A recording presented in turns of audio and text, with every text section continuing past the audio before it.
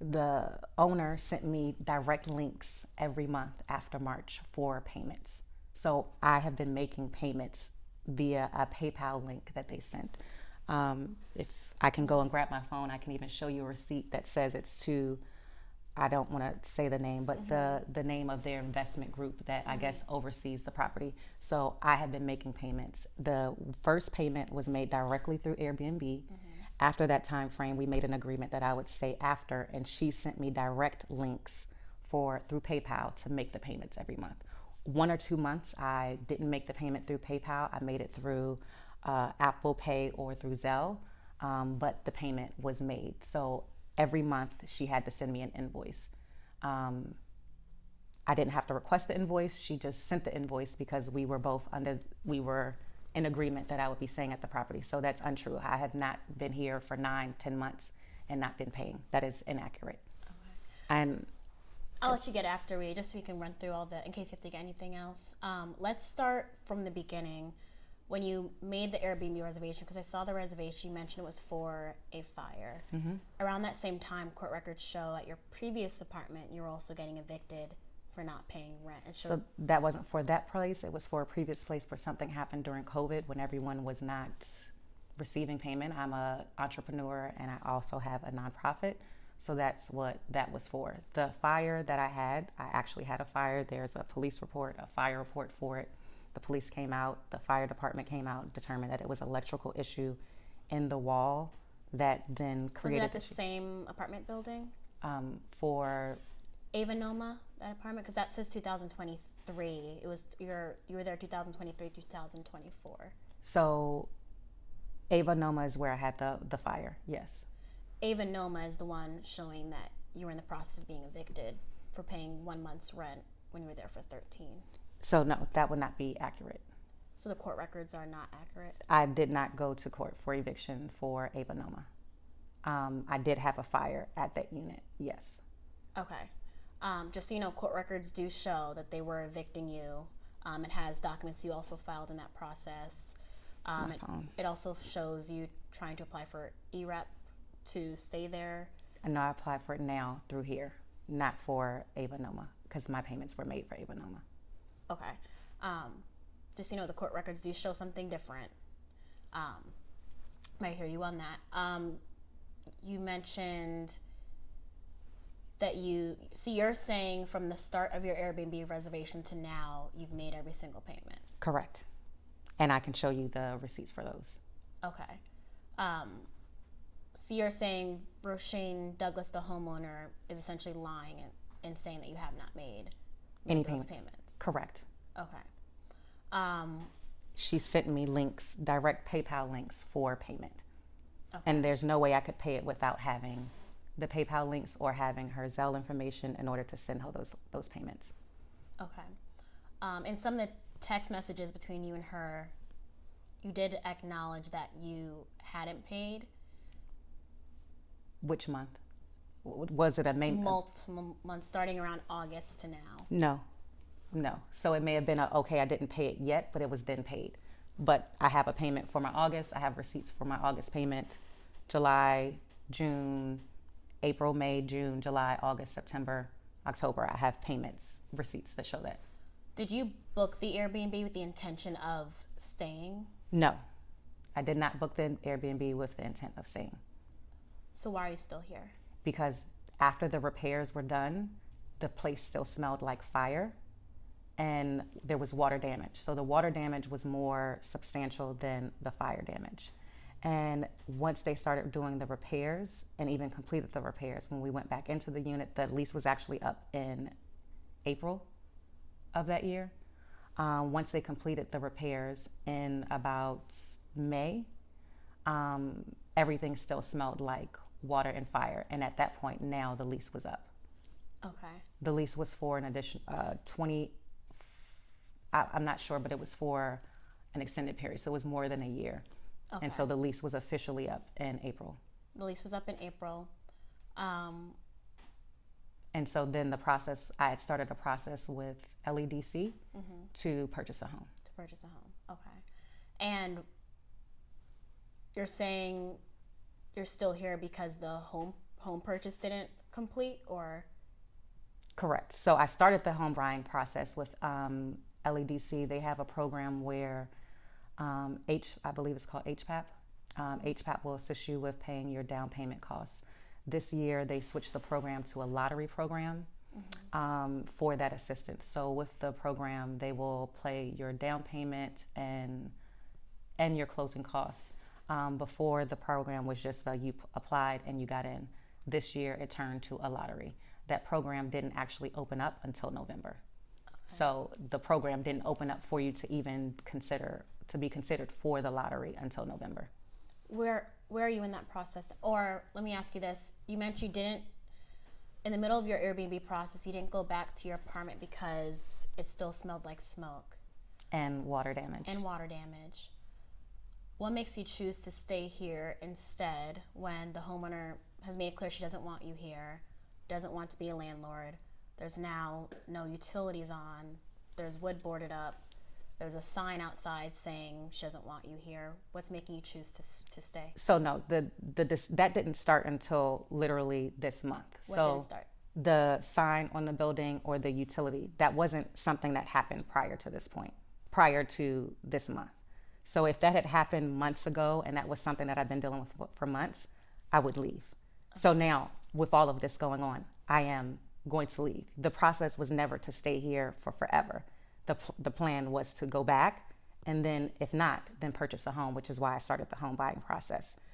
Now that we are going through this here, I am going, even though we're going to still go through the court process, which I filed documents. No one filed documents initially. So if anyone was trying to get me out of the home, they would have filed paperwork to get me out of the home and any of the months that they said that I did not make payments. That didn't happen. No one filed paperwork. The Douglases didn't file paperwork until I filed paperwork. They did give you a 30-day notice. Which for 1 month that they did not receive a payment, and then they received the payment later. So let's say you're in an apartment or your home. Do you rent or do you own? Own, but I also have a signed contract saying that I own, and or when I rented, I have a signed lease saying that I own. So have you ever rented before? Yes. Okay. So when you pay your rent, if you don't pay your rent after, let's say, the 5th, then you get a notice that you didn't pay your rent, correct? Right. And then that notice might say, you haven't paid your rent, you need to pay the rent. We're filing this paperwork in the courthouse because you have not filed this paperwork. If you don't pay, then you need to vacate the unit. Right. Okay. So whenever she's provided a vacate notice, it might have been because the payment had not been received yet. Once the payment was received, she would send another invoice, and now we're in another month because that month that she did the vacate notice for was because the payment was late. If the payment was made, then there were no other issues. She then sent another invoice for the next month, and there was no longer an issue. The vacate notice would be if there wasn't payment made. So just like your apartment, like I said, if you rent an apartment, you pay the rent late, they give you a notice that you haven't made the payment. You make the payment, and then everything is fine. And that is what has happened. So it has not been since I've been here in February that I have not been making payments. That is incorrect. Did Douglases ever, or did you and the Douglases ever sign a document or agree to you renting this property outside of that Airbnb reservation? We have text messages, yes, where they agreed to me staying in the property after the initial Airbnb rental period. So even as I was listening to the court hearing, it was stated that after the Airbnb 32 days was up, you mentioned you wanted to extend your stay at the Airbnb. Mm-hmm. And that's what that extension was, an extension of being an Airbnb guest. Are you saying you took that as an extension of, I'm now renting? No. So we did not rent. We no longer did any rentals through Airbnb. The Airbnb rental was only 1 month through Airbnb. After that time frame, I went through paying the owners directly. So we extended the time frame. They agreed to allow me to stay in the space till whenever, I guess, until I don't make a payment. And then they go through a process. The initial process was not to stay in here for an extended amount of time. No, but it was to stay beyond it wasn't even to stay beyond the 30 days. But once we knew that I had to stay beyond the initial Airbnb rental, we no longer went through Airbnb. So there was never an extension of the Airbnb. Everything went directly through the owner. You're saying Airbnb as if I went to the Airbnb, rented it for 30 days, said I'm staying, and I'm not paying you anything. And then since that 30 days in February or March, it would have ended, I've been staying here without them knowing, and I haven't been paying. That would be inaccurate. So you're saying, correct me if I'm wrong, that after the 30-day and everything was on Airbnb, once it left Airbnb, that's when the agreement started of, to you, a month to month stay Correct. here. Yes. Okay. You mentioned that you are going to leave, but you're going to go through the court process. No. Okay. No. I'm going to leave before the court process finishes, but we are still going to go through the court process. And why is that? Because now you have caused me, when you decided to lock, so the police informed her that they are not allowed to enter the property without 48 hours written notice, because I was staying here. Okay. On Thanksgiving, while I left to have Thanksgiving, they entered the unit without my knowledge, to change the locks, turn off the power. That is when they didn't turn the power off through Pepco. They did something to the breaker box, where then the breaker box is not sending power to the home. After she turned the power off in the home, when we got into the home, she then called CPS to tell them that my younger daughter, was in the home without power, but my daughter was leaving. She left. She hasn't stayed here because the temperature was cold. I couldn't leave the property because they had taken the batteries out of the door, and the doors could not be locked, and my property was still in there. So although we're going to go through the court process, because now you have said that I'm a squatter. A squatter is a person who illegally goes onto a property and they never have if your home that you own was vacant and no one was there, and then I decided I'm going to go into your home because I know it's vacant and you don't know that I'm going into the property. That is what a squatter is. A squatter is someone who has illegally entered the property without your notice and you never had an agreement with them. It's also not just if the home's vacant, it's if you're there without the owner's permission, and you're not leaving. Yes, if you had, maybe that other part is there, but we had an agreement. So I'm not here because I had an Airbnb rental in February to March, and I said, you know what? I had an Airbnb rental for a month. I'm never leaving here, and I'm never going to pay you anything, and you need to get me out through the courts. That was never the case. We had an agreement. You did say that through text, though. Oh, I said that through text about afterwards when you decided to then start harassing me. I said, you're going to have to go through the court process. Yes, in order to legally get me out of the property. That didn't mean that I'm staying in the property indefinitely. I'm literally going to be leaving the property as soon as possible. Like, start packing up. Because now it's gotten to a point where it messes with somebody's emotional being and their peace. And we're not doing that. There were payments made every month prior to that. So you can't say that you didn't want me. If you didn't want me in the property, why were you sending me invoices for payments? Why were payments made and you accepted them?